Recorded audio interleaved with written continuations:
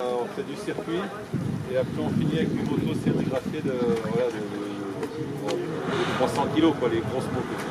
Le stage est vraiment progressif avec des petites motos au début. Les 125 que vous avez eu en adaptation hier, on les prend en tout terrain avec des pneus Chambureau et puis on fait du plateau avec les appui en profondeur sur des terrains qui sont autour de sens adaptés au tout terrain. Rodolphe, tu te tiens prêt? On va arriver dans 5 minutes. Alors l'école, vite fait, elle s'appelle la caserne des Arènes. C'est une école qui a été construite sur un site gallo-romain. C'est pour ça que ça s'appelle la caserne des Arènes.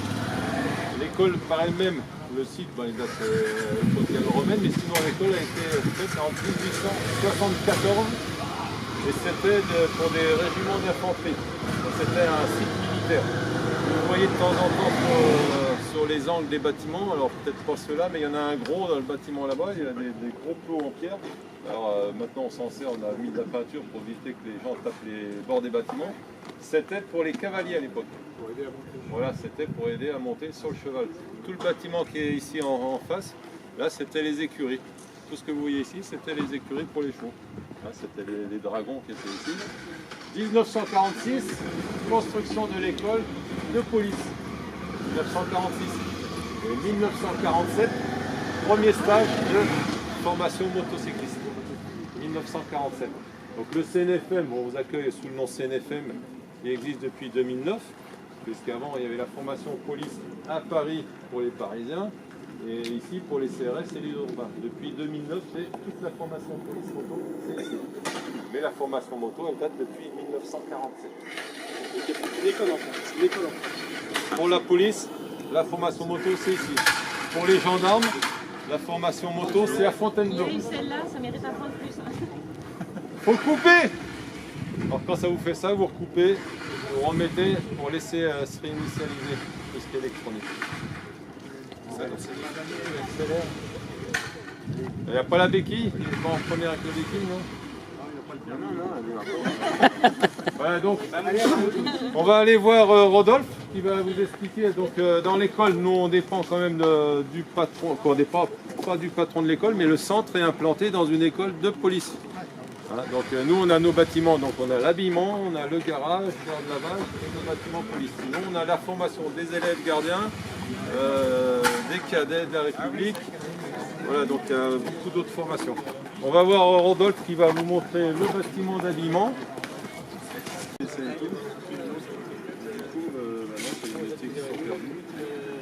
Marchez pas trop vite, soyez naturel. Ah bah attends. Il faut dire que les montants, ils savent vivre. Ah, exactement.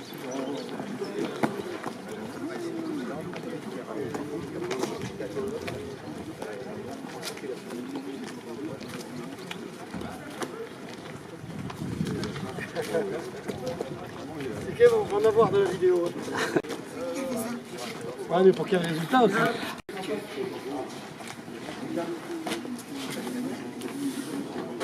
Alors, ici, nous sommes dans la partie route pour les motos de formation. Donc, comme je vous ai expliqué, sur les 14 semaines, on commence par le tout-terrain. Donc, on a les motos qui sont derrière. On a à peu près 80 motos 125 WR R tout-terrain, pneus crampons. Là, on enlève les rétroviseurs, on va sur le site qui est à côté, etc. Et après le tout-terrain, on passe au plateau où on va retrouver des XJ600, des MT-07. Les F650 que certains ont eu, ce que vous avez eu ce matin, bon ben là c'est en fin de cycle, hein, on va dire.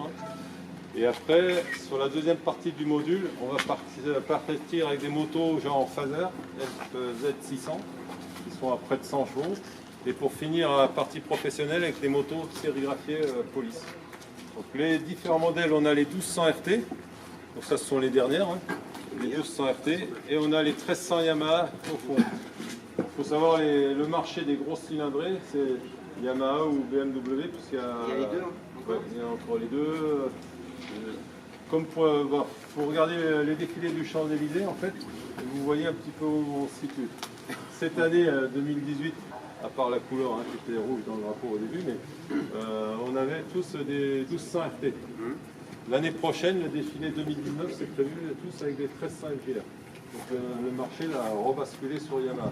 Donc après, c'est pas tout le temps, mais bon, il y a l'appel d'offres. Alors, voilà, il y a des trucs à perfectionner suivant. Bon, c'est bien, il y a une petite émulation entre Yamaha et BMW qui essaye de proposer un produit plus performant. Est-ce que c'est des motos qui sortent comme ça d'usine ou c'est après c'est modifié? Ils sont modifiés pour préparer tout ce qui est équipement sérigraphie, tout ce qui est gyro de son, tout ce qui est radio, puisque ce ne sont pas des biplaces. Hein.